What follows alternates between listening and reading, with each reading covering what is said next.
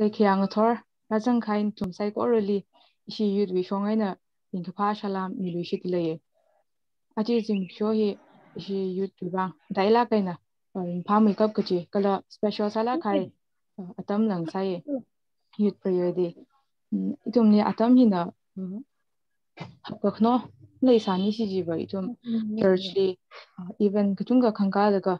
kashung meiga yon sarai da shit sangai khaji tha sarla itum li zoom app hi through aina kajip khawai atam ran make sawang rivali jangkhat ning shi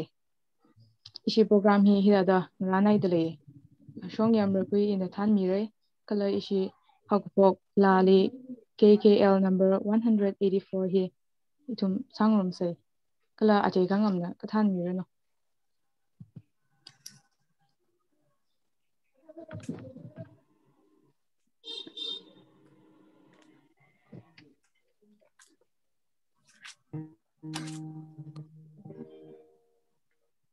To we crystal coram blue, bring back a very searching sun. May we meet the Madeira, Mashimanda so. Kamali so so Kazilila Amali Sora Koro Koro Abeli so Jesus to tong we brow soranu may we ring a jidi me your cycle as I said may korupsa ishama so Kazing Viva Almighty Sora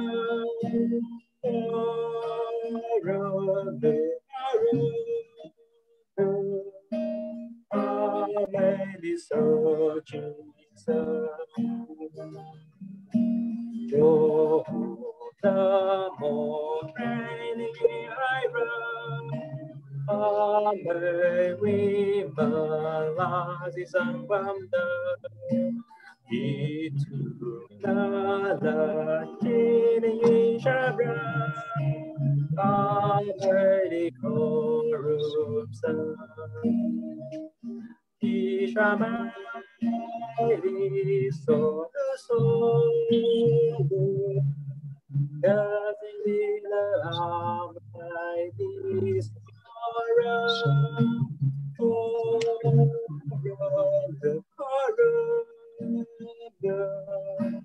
Almighty So Jesus ishi program hi zata pai maman khwai hakpok seha hi in sauga the commission lake shina something khayak sak pa riba ingshina jangkhat ko tangkhamang ya imphala kaina khan yai tam sampang saklaga korang thor hili kaksui sang lu shit laga itum li yada kakzi patam sampang kang sakhiwa riba jangkhat ingshi aba simik sho hi no lake shi kala riba no lum shan khami kila shan ga koi simik sho asagai kala kan sang sak lu shit lo aba program hi no bang ri her sang lu shit laye so khami atam kala shit ka sang lila matai ka sang atam kang sang sak lu shit lo da sai kor hi chu kristano ning sing da sak san amen yeah ishi yud wi shongaina praise point kala prayer point kathumati le de laye ya really chithai myo ka praise point khareli itum sai ko really rana nganaw khmi wang kala shi ka pai wi aina makar khmi wang ning shi mi ngai ka khaneli itum ishi yud kala tam shi da klai dila nga ba khang sak wi wang ningishi mingaye prayer point clearly she yut sakor vareli angyung zip maida sukhui shap khawai kala ka phaneli wat sadak lay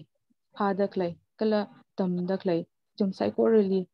ribawi lumshan khami kitashung miching khawai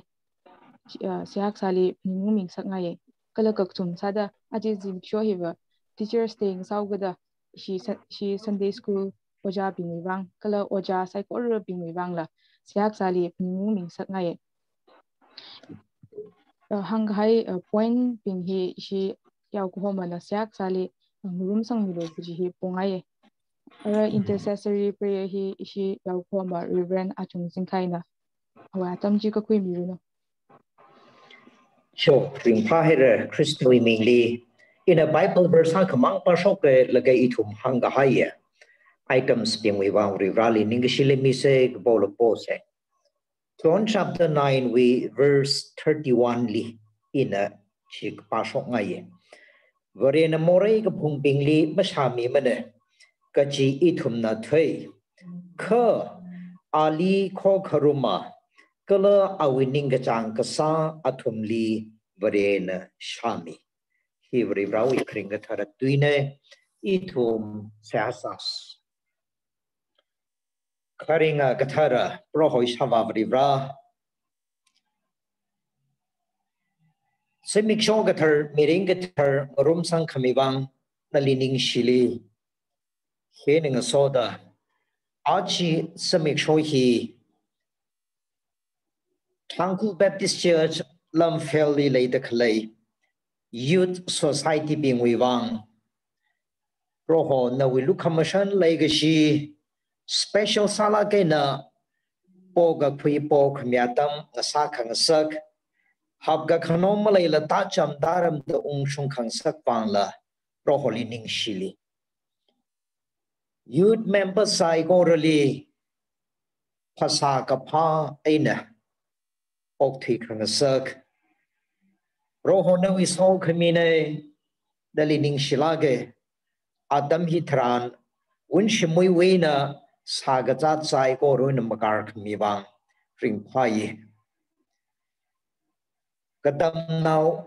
sathuda tamda shida khalai pingdila habga khano malaila manga khui khang sak chui wangla ring phai adam gaji vuli rivrano hor gahaim salak le ithum pingdi yang mi nganau mi ching dale gaji ithumi shit kasang shakhi makang mai ngasak milo yenang so the prohoi chava vrivra he had the youth we semiksho khamayon hena youth members I go really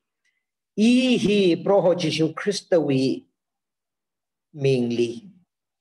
khipala khle kaji khalatwi merin matuka khui kapai ka khui kapyau ka khui realization sam ga panga semiksho ngasang sak milaklo Christian Youth Society we members hadalelaga ine kisaran ine kisang yi ine kisa phalung rakla kathadaring phlungi ji kla gila khalatali matuka khui we adamla ngasang sak milo itom khalattamana kapha khamatha ning changlala vrivrana mangachon mia kha marar masampang marar kha vrivrana lumashan mia kha itum kapha mi sada vrivrawi mingtek matei ka pa apong la asasha project itum shit sange semikcho hili hidada sa khangrum masot khami nawi kharing ga thirdwi mato kharum hiena youth members sai ko ruin ning uklungli parivra shit ka sang matai ka sang khamatha khamashung kapha sa khangai winning matai ka sang la samphang sak milu parivra li ok tit laga ok the ka shaboi pangsha rashung khamya semik sho asa serno parivra khanui thot bayar ngala bing yaron ngala bing tamna shida khala tamne tâm khuy cái thấy sự khuy cái thấy memory power kham tha knowledge wisdom mi da ta chak tarak da tâm sự khuy sập khawai pro hona thum sai ko rali phasa ka phala mi lo ning kham thing la mi lo ning rin khang tar la mi lo chi tha da rin da khalai tâm sự da khalai athai mathai sap khawai la pro hon pani khor sang da le ko ji ka tha na Rivrani mi gahai merin with Thailand. You plug in in the autumn to the lay. Atum pingila bing bang maida. Rivrana ninga janga autumn kangatua. Shinao mir now sada zat bashap kawai. Proho matai maida autumn to shaboy bang shapla ngarum sang milo. Kening a soda. Kajikatana. Ili Rivrana merin we year. Mi gahai kachi khlo kachi ot pam kapha ik toy serang ra sangkap tali athum pinglila privra athum na khot na rano chain pro hoing han ka khami ngatron khami ji thei khami ra shung mi da ta cham taram gahai la na sang sak milo chi tha da sa de I thum khaya ka ka mirin ok thui pairer kachi hila I thum shit ka sang ne Shava Vrivra Atam Hitranui Hapkano by Saigo Ruina. You'd Pingli Chenang a soda, chairs remember Saigo Ralila. No we legacy look Hamashan, Mikian, Ngarai Jang the Tashung Mita. Itum being a ring upon, Merin la ring a sat Milu. You'd being Achi upon Hilika Chipser Majilla. Iji cha we pamning at the thing the kata kanai makai la pam the later. Privrana we look commission so kami. Ungshung bashung mis salo gaji hilay to misak sane. Simik show he. Itum sai go ruiwang. Roho we so kami samda panga. Simik show sang sak milo.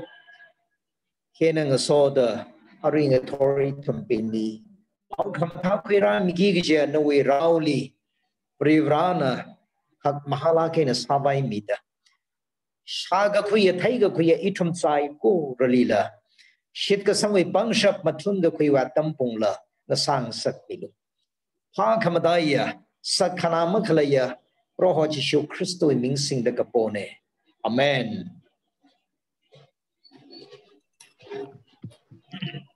She yao go mali Nishina Jankade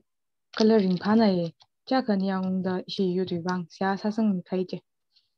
She are testimony he at one chung Jajona Bire, Kla at one he Christian Network for Positive Women CNPW member ne at one our Atamji Queen Murino.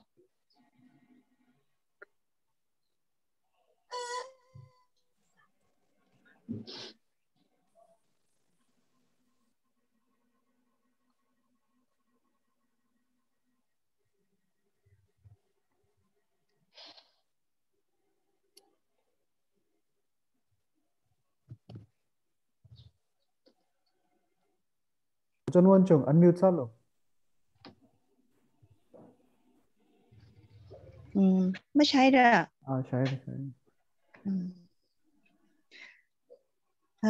Về ra lịch chung cái ninh xìa hít tha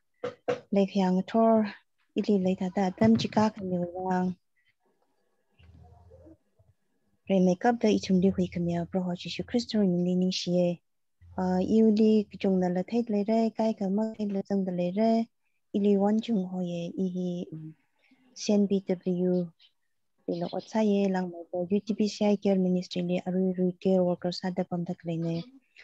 I hay shabi ka sara ka hay hi tingku maputa thro tatalaye rewraw ilum shan kani le shikini mangai na thada teolak sala lavre ungrami thada shepa ka sa sang phanglang chungani shie ila varishishim khuli prasane varishishim khuli rakaye kha ina nui la kha church la kaye Sunday school la kaye yaron ngala ka shokche tharan Koreli la pame kala yut kem kya kani la ina sate ka psychology vare mazangla amingi vare shisada ina okthiraye kala iwi mikaina kathe mayor ji iwi rangla kamathane kapenne ta ina chimpane jiu chiliva iwi karjela virali makathe ngasaka bada iwi milini chimpana manne ringapa ka ho misambanga chochan rein maina ina okthiraye kala chita da sada oktimama naga iwi akhala oktiwena country hawe remaina akasada ina okthira laga iwi milini mikumo wi kamishat kala ni wi yangasang pasawi ka katsatwi psycho hi ima phungram da I kchot pachung kasambange kala ikhala ta paninge ina ring te kisara kala ringwi kan khanala male mane da ina ikhala ta chik file kachung kashi da ina marane kala iwi wangwa revana mi ka hai horchambi ka hai jimi kwe ko hor hile iwi wangwa maning chang thom mane ya tang khamangli ina ka hawla khawe iwi wangla chilaga I re lima ka chewe wangni ka ichung niksa kwa re rayo mata ka kaye mapanin salawla ana ipa kweda kwekami sambang la iwi pasahi kamatha ko yi masambang mane Dr. Nahange Dr. Norena 2001 li masapai limre ani shimli khongawlo da hangawgada shimkhono iwi khaksui hi shongfruli hospital ima changsangai thoda ili iwi rumli ili phunge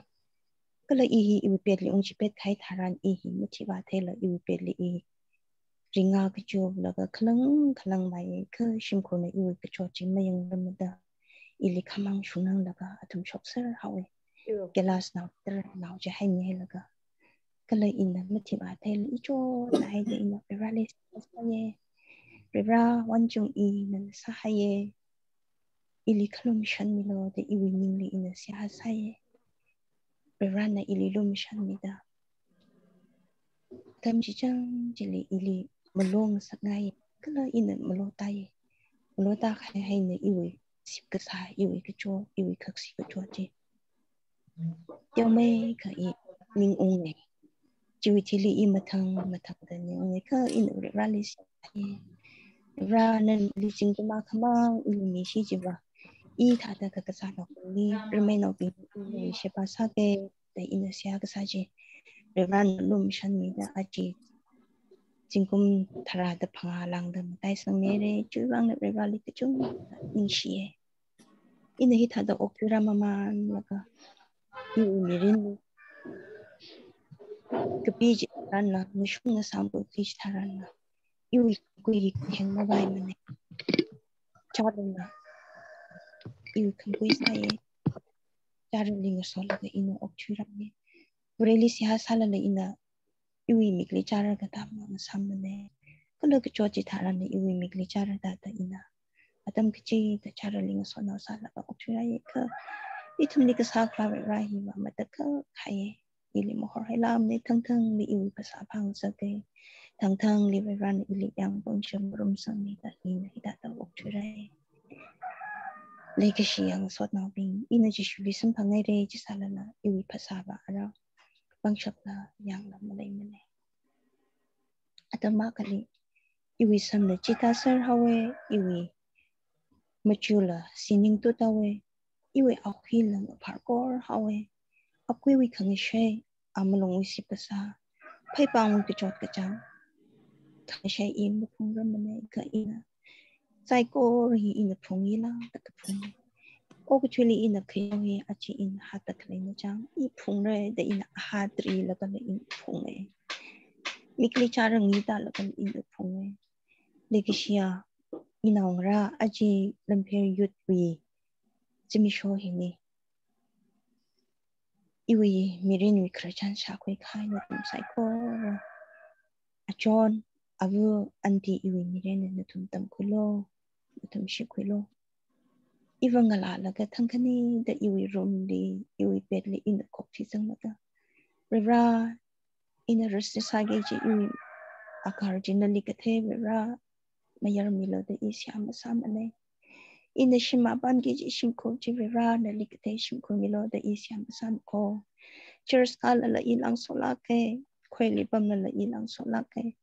iwi mi kai na kathe 진의 이유에 방어 그만 타는 랑소 지에다 아치 이유 미린 노회 해래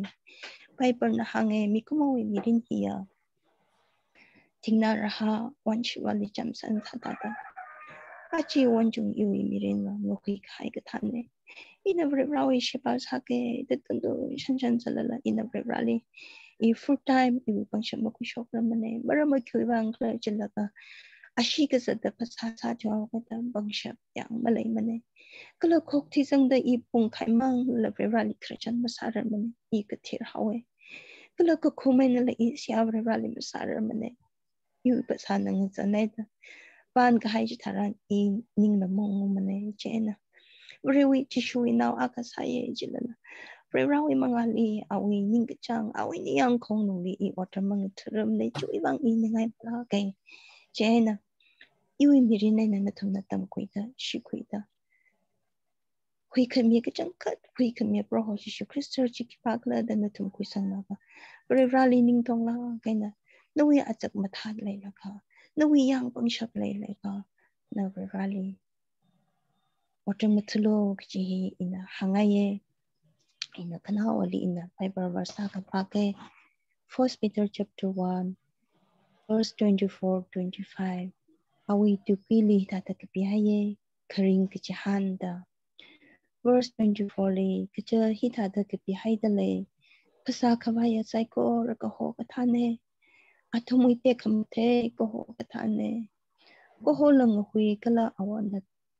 futai. Khơ pro ikiji katang mobile la ngayur ching e tuiji the tumli har shok hai kamata bo kamata chile dang ne ke siang sot na be ina ora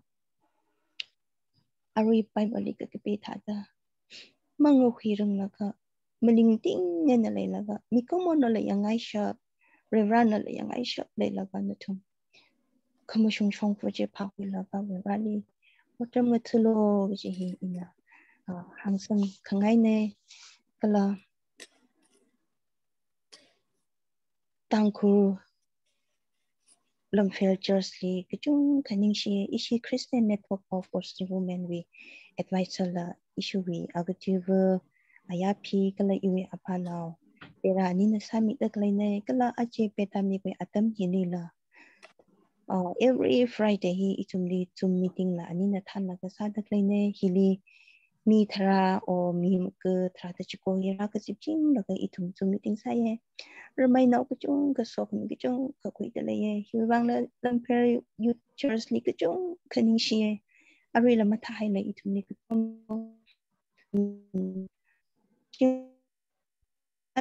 ai na thum na than ni ka hai na thum na tamchi themi khai ji ishi group psycho ranala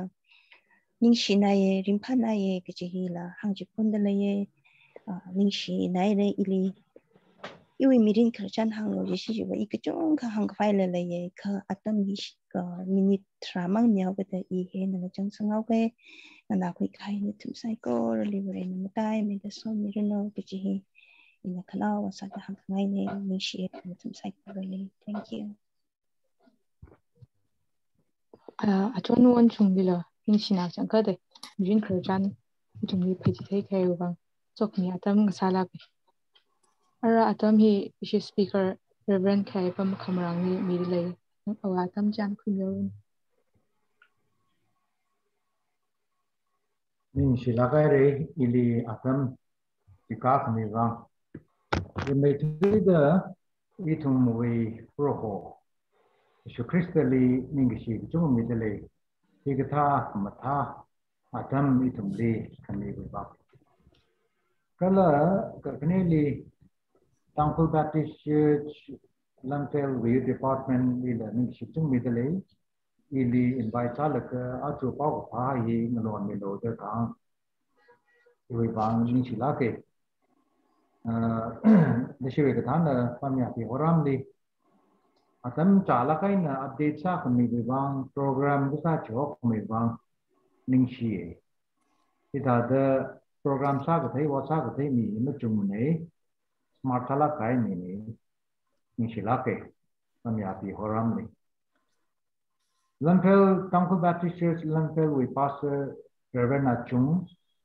là Brave Catherine Lina mình cái chung như thế này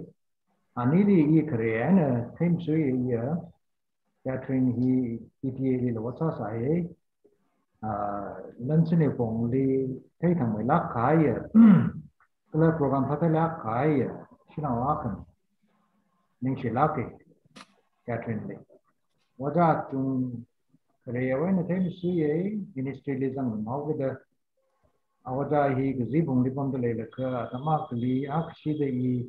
awi church li pau ko pha ka so ga re assistant ko na church na atam chande ji thang li thala ka ni li ko ma sa ji ha le mam lai rang de den oja chung ai na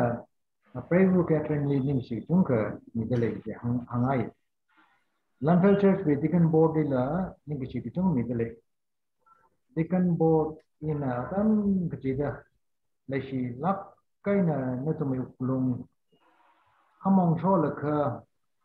đi welcome cái sai hi à tụi nó cái mình này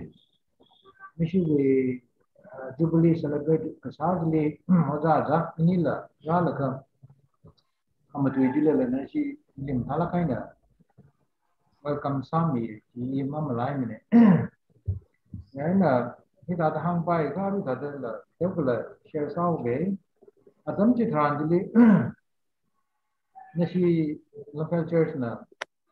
ili la lo le shi la kana hoye issue with pastor he sad how ra jana ta bai ga na tu do la da ina hange i se asa ge da la ga se asa la ga ili ma chi thai jana ina sa bai no da ina la sa ga ne plan ga ne you immediately you what ka sa hi le sai ha ka sa hi ma tai lap kaya khne di ye khu in ili state chung le de ne ni de wa re ke de tha ka ja ni de wa te ho ge ne thum ni le kana kan thana le sa ge de i Jabalpur li Leonard Theological College li wa ja sa de le ka Bangalore wi Ashina church Tangkhul Baptist Church Bangalore Ashina Pasam sangai re le de di hana sa September, August, 2012. China, you sugar, come in grace, Asageta. You immediately pass a Saragi, you immediately take Akala Malay Samne. You will program by year, Theological College Lipam Laka. What are salad, you immediately paid Chang out the year like Sanda. Pastor Saragi. I we program na akkala malay saje yana Bangalore na ko atam randili ina atam ni lo de sa bokawe kachang khani ulungli thar ta riana ning khmong thi kumlai lak la ta lo gi ili chi khao yana chi ta ta jin a chon dang ni Lamphel we church we jilla in tuklan sa sai fe ili chi thai thmi mlai tu gi da ni nam sa ba no da la ba ni ji ke we ba ne Lamphel li i wo glong li tha da anai la kai da a ka lo sim ko da kala na tum na la ma ma lai ji ba wa Tangkhul Baptist Church Imphal Arway in a what's other church itum Tangkhul Psychology Church Jaina na tum ek sakapai ring apar ni si psychology itum room la ka itum ministry what sang room se ji hi nothing ni ji hangai de Tangkhul Baptist Church Imphal salam kala se hanatum psychology the hotel in a Bible to come aga pashoke Romans Rom na we chichi akum panga we za tishat Rom na we chichi akum panga we za tishat But Bible ka single Bible page 204 jili samang re Aru Bali take the recur, Aru Bali, the Bali, page 204, somehow. From now,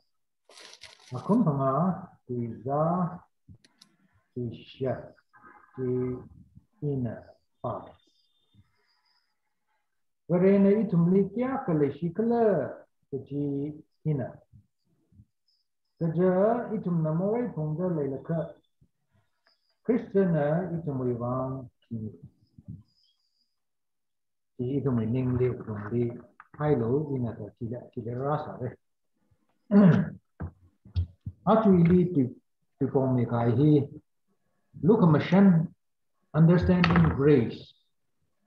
Look a mission we only hapata he ili to form sa the meadatu. Grace he kibla jika ishi tangkhul na Bible kala tai da ak kind of kala chau khai ma len de ka ina da Bible yang ka look a mission he grace he tangkhul li ita da khnia ne kala right de Bible akana look a mission legacy meaning la look a mission akana ma khanga chai legacy ai hi mathala ke ma khanga chai legacy ji he jibawa kareli shachi we Bible translator binila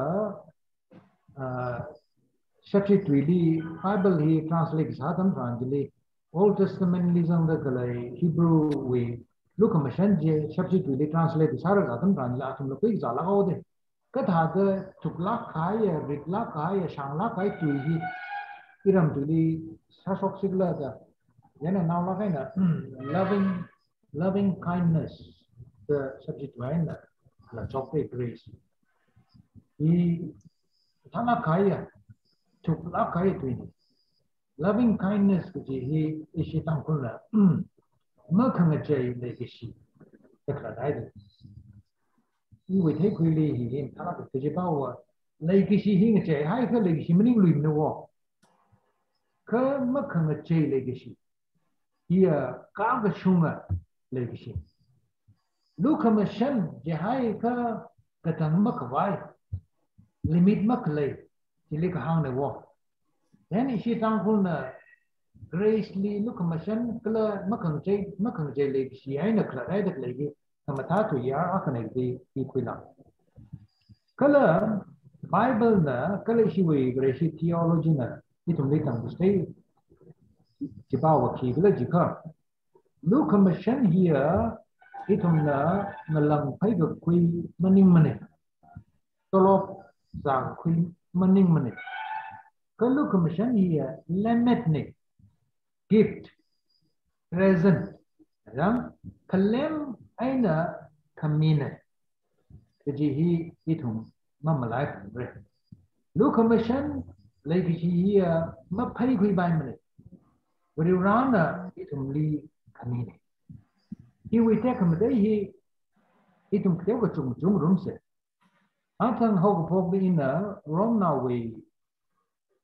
kum panga pizza te chili in a pa kai ji varen itum li kya kale shi kala ga ji hina ja itum na more pong da le ka Christian itum we bang chimi te itum hi ka shala du sa re ko hi we ka chu ka kala ti na mam chu ka re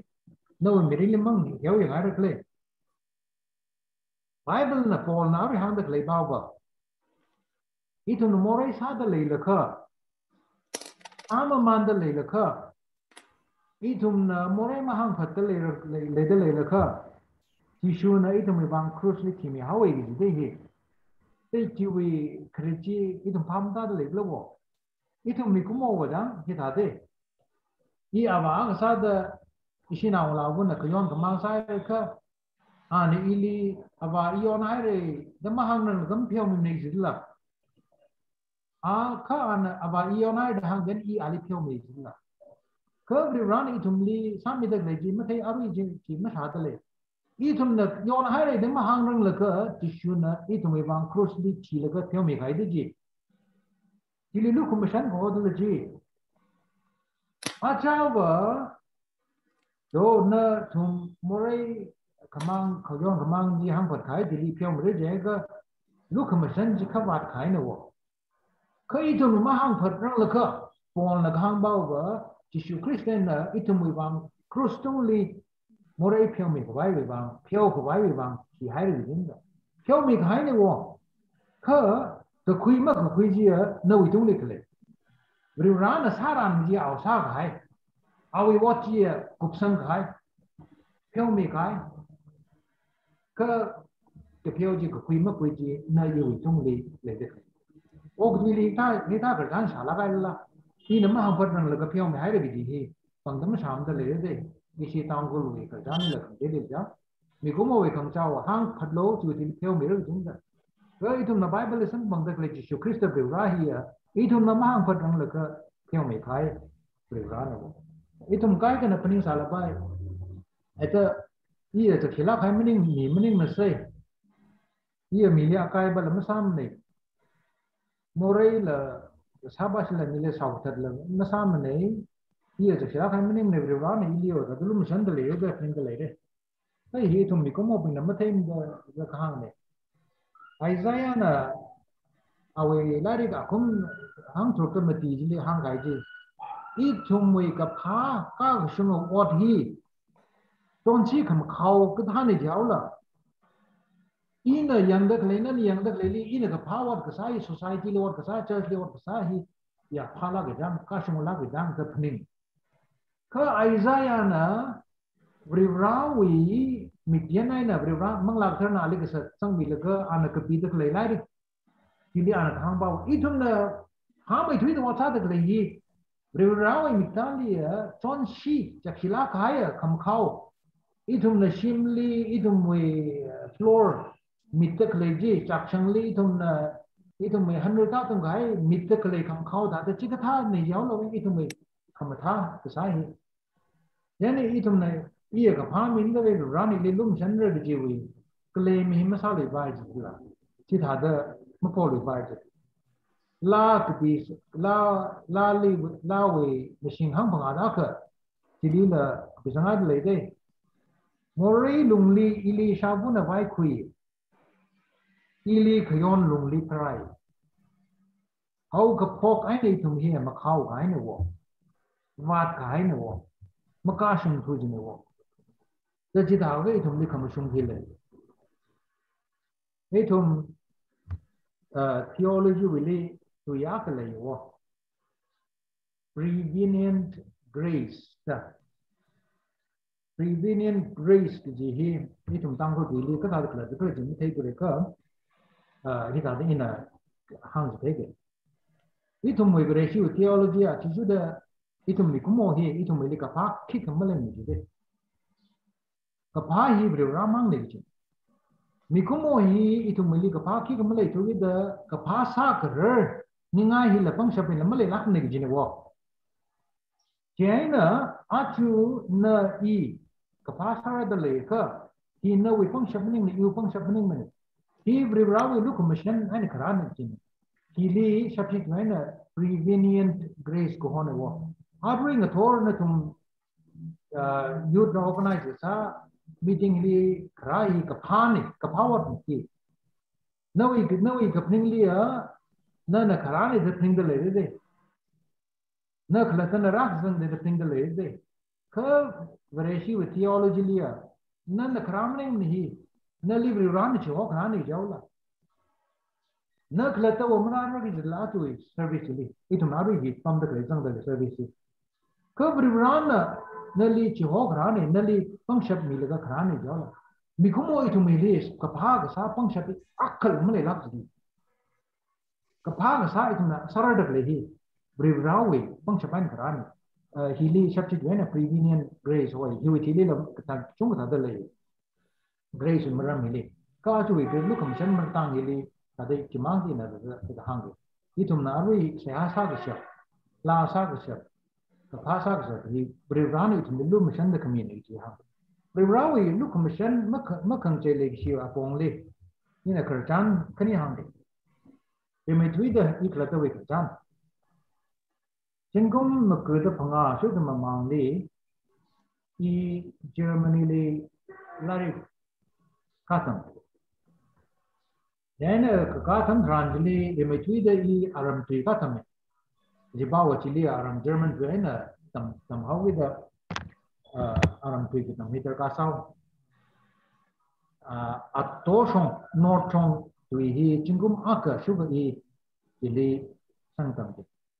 thế nên iwi ji của bài là cái tùy cái tâm ji hai cái certificate này hay ili à dễ xong sau xong iwi university lấy ili i ta phải cái iwi what ji cái vợ in a create tâm sa phong ji hai ji nên là thằng cái university li à dễ ji tâm bằng cái ili số dia thằng cái iwi à tung li na hai cái what ji sang khui đấy i sang ji if Saturday tang ji sang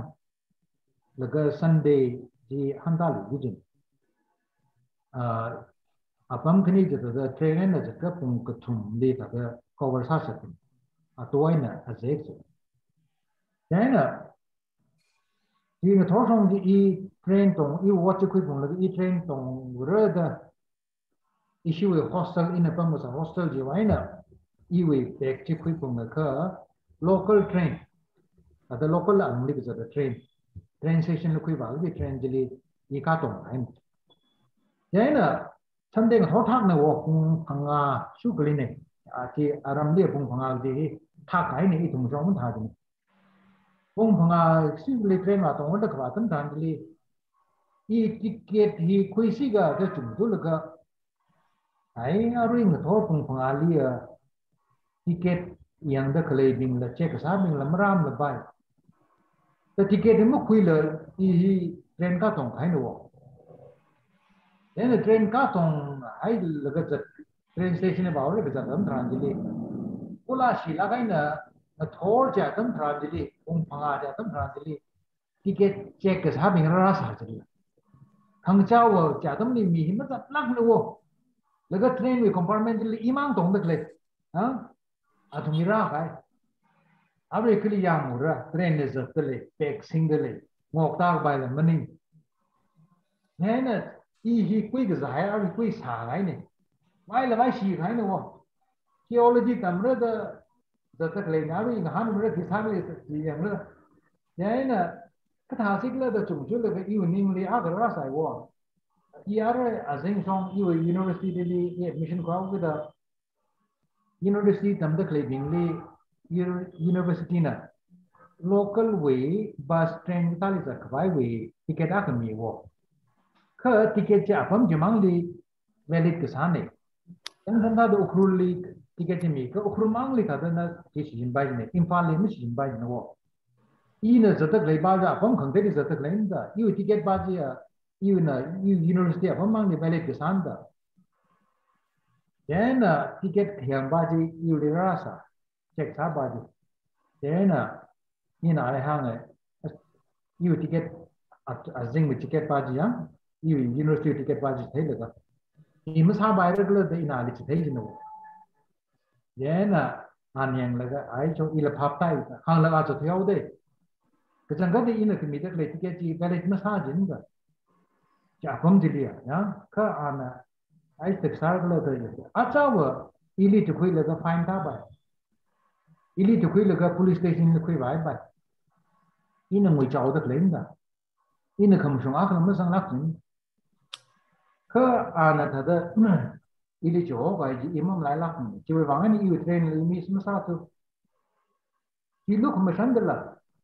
I will ma shuna khal ma le lak ni ji la ji ia ngui de za tak lain da ka ngui de za tak lai ba ji li ji hok mi ji I luk ma san ni I to me mi ni la ji ta I to me li kham shung a khal ma le lak ji ni ka bri rana itum li so mi jini rana itum li lum shan mi jini yang mi jini wo ji ili luk ma shan ko hon a chu no mirin ni nan yang ka no ili kamata le de le ka nan na syam ko kuin na sa kuin na ma ni lak lo ji bri rana ka mi ni ke ji hi itum luk ma shan we abong li san de le le ji ba ji mam lai lo ka kne kertan Bible when chu khangri now mirror we kertan di tum ter look we lai ke pi kisang tha da phanga jili sang da khle chu khangri now ba jina wa bu when na sam phang ran ji khuya le ka aw lam khang de le wa le ka chung rui thwe de aw pe sa ji theng ga tam ran ji li asha ba li la dung li ye na asha ba la na hang li hi ara na wi na mun ni le na wi rao sang sat le hang de the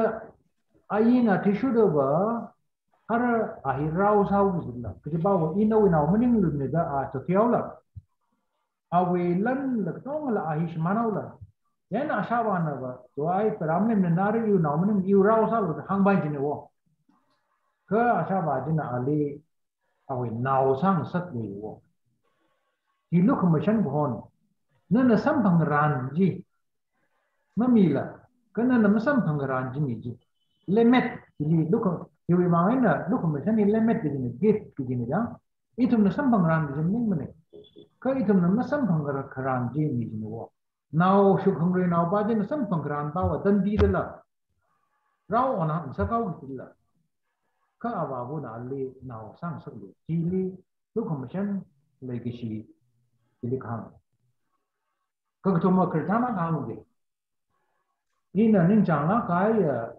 America we pastor up le ali John Killinger hoy like la chung ga hi ye re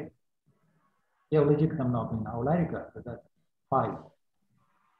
and our lecture sale kerjaan ak kahang conference wala ka kêu không nhiều à còn đi lecture sai vậy na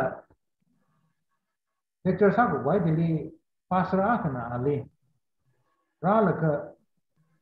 ina kêu không nhiều à còn đi yêu mi đến người kerjaan hang đi da ali hang stage pastor ji ba hi naw nglawo nglam ka pha rang ji sachi ngalai lia chung tra de chat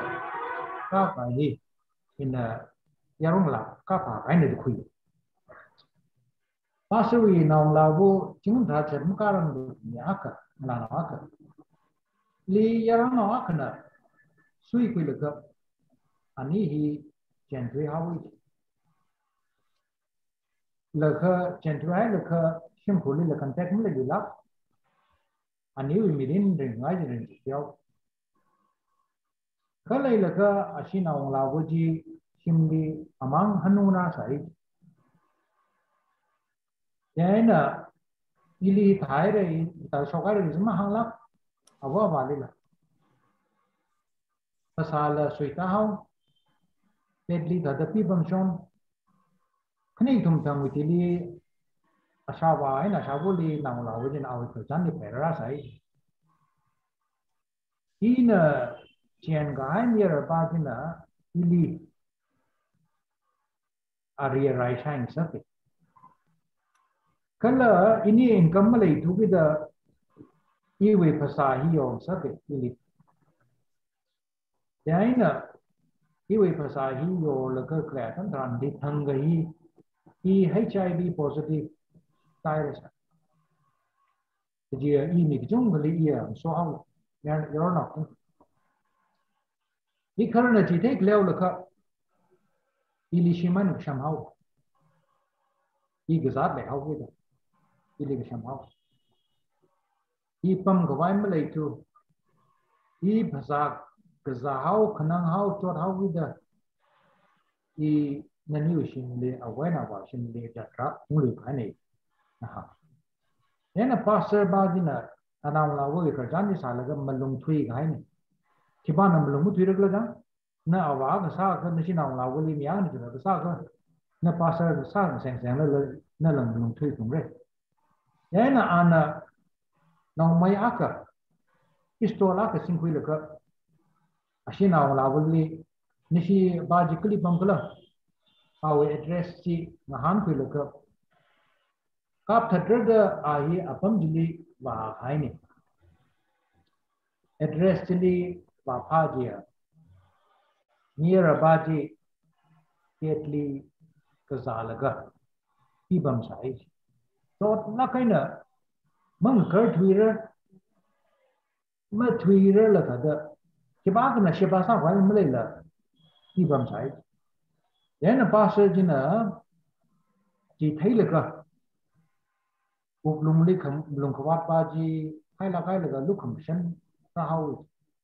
nên là pastor gì nữa near ba gì khui là cái hospital khui ba cái là hospital we area rai cái sao gì là anh pastor ba gì nữa ran mi doctor being nurse yang khvai the hang sang mi atam khale là cái near ba gì rai hay rồi vậy nè chim mông rừng là cái pastor ba gì nữa near ba we chim gì ba là cái chim gì là sam tham mi mông rừng là cái khuyên là cái Khayaipam đi पैसा का है मिल गया नौ मिलियन ही ना मशीन ना नौकरी भाई सालों तो पैसा का है मिल गया सब क्या वो जिनको माँ खुशी हुई थी nearby ना pastor बाजी ली telephone थोड़ा सा नहीं शिलागा रे pastor ये वो मिलियन आ रहा नहीं चाहिए पोगा रे ये आ रहा WhatsApp बंद WhatsApp रे यहाँ में अलग है कल ये लगा nearby जना ले telephone थोड़ा सा salu rasa pastor ini I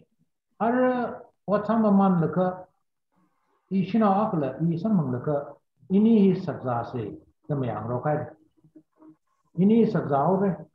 lena pastor sabai ka nana rang leka ini we sakza ini administrator sada rasam leka lena pastor ba jina sami kerjaan di kerja dulu pastor na sada kle WhatsApp kepada yang ini lu commission ko hone wo ali jakshi lak kai na sa kai awshin kulli jakshi lak ne chipat khai bajli ana lu mission de sepa sa ko na cha wo sam bang ran ba wo mera ba sam bang ran ba wo dan di jeli ge jang ge sam bang ran de la ta pastor ne lu mission la kai na ta ta stage ini lu commission ko hone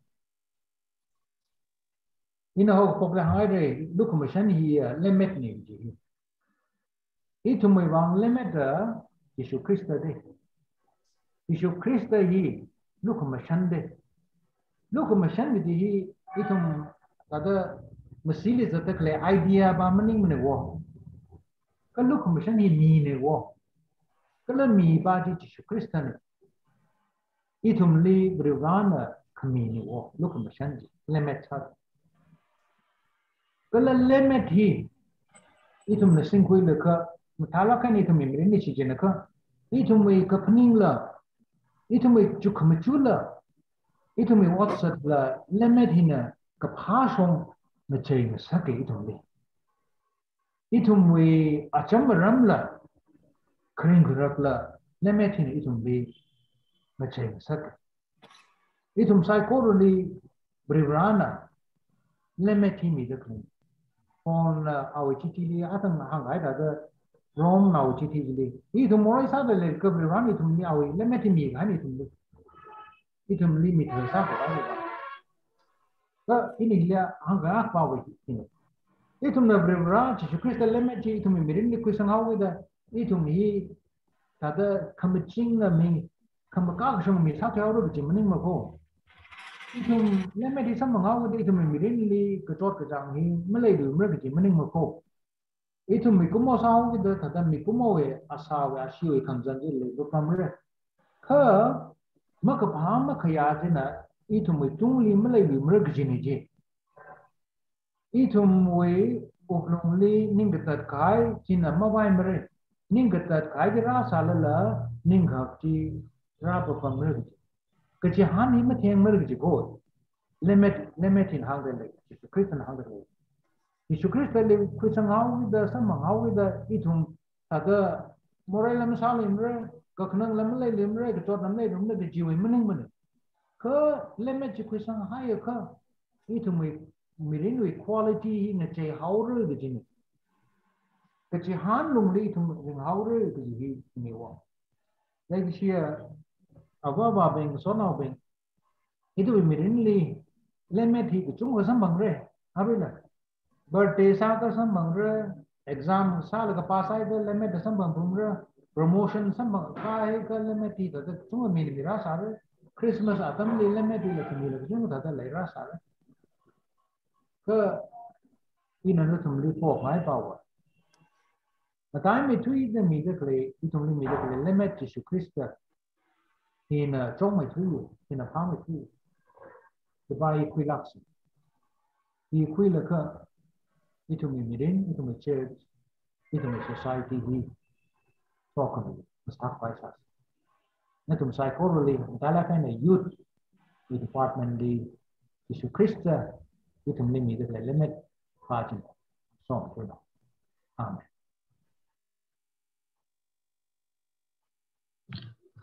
Ishi na thengai la kain leksa kala darkar sala kain leksa tipong na achi ishi ocha na itum le rak to mi du shit ka chuwa ocha le jang ka ning shi ocha we ministry li la manga pa mai no kala ocha shi shim kurna randa klai ot manga sai ko re la ngshung saru no guji hi ishi youth we ba gaina hang chun ngai ishi khang chang la kala sai ha him sa lang ni ba ka chite aka sangai arama ishi pung mati hi chain youth prayer leidre aga youth prayer we achi we speaker hi amai thingre rung sung na sami re chu wangai na itum atam year shok laga rajang milak lo guji hi hot ngai ji sane ara itum la khang chang la ka sang room sai kala khang chang we sai ha hi ishi youth we in charge NGIO na ka sami ro no missionary ara itum khang chang la hi KKL number 247 verse 1 chorus color verse 2 hi sang room sai ache kangam nak than yu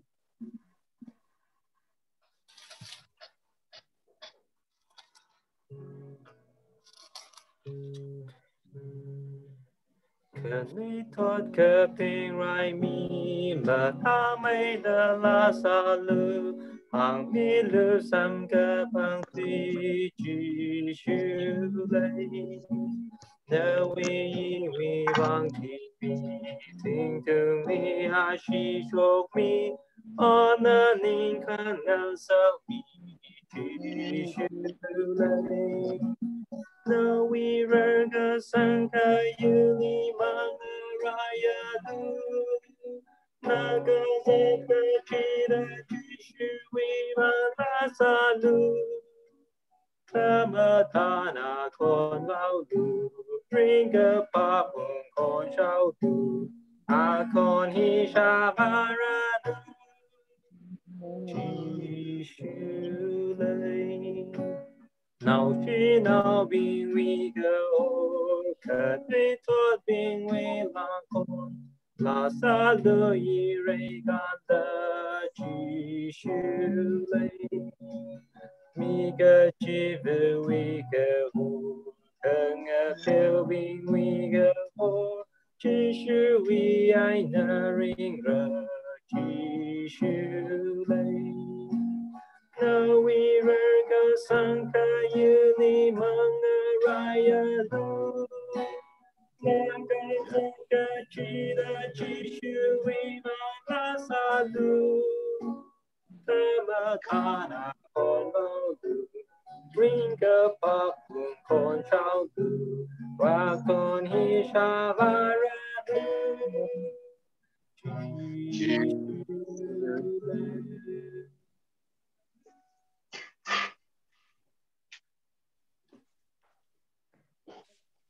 Sa se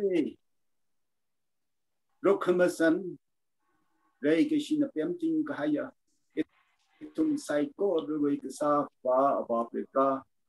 Avana Ning Sirake Okatui Katunga Bukangapana Quinam Kahaya Atam Hitran Narao Itumbi Hakam Dayatini Shaw Atam Gator Kirak Yang Ning Besot Mili Aju DBC Lamphel Youth Society na Jingkum Akari Rangjin Sara Kaya Youth Prayer Day na raw tuling parak ay na sambang sa kaire kara service prohon na ho ay na jingli tandami tanda mingmin masot mili ngathor bungli prohon oi pau khamtha hasong ita kreya nawi raw watsari da Make I never say no we saw me doesn't me look.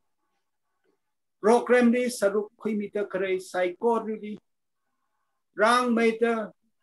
noi kringa tui na khui ta kare psycho đi so khming rai sai ta sung mi ro da se ha sa ta ming ong đi khui mi ro kara rang mai ta youth society đi cái than na sami ta kare cái than nu sami ta kare noi rau bin psycho đi cái sa kham pha mi ta yarui psycho đi tharak aina kui ta than de sapni mang rawi the thang khamai awar grum sang mi ro kara athum ding na punta re rakha society hi maring ta ka shung mai ta tri khabai on mangang tang pi sapai khaso mi rak pro ta jishu na ning ni ka pon ni ithumi service na na jing ni aina kup sang hung sak wang nari masot mi ri jimik sho pong ta ithum psycho really na khathan mi rak pro ta pro hona pang ni for the sangli jishu mi ri seha kasa hui mi do amen amen ni share ko oja khebam lila program ni share khu so ning sing rock say na tum church le tum ning oja ni shai re ning shinai re oja pastor le ni Nai ya family so mang nào say oja John le ni share ko ning shai re ayam na sai ni sai re sang ini so mang nào say okay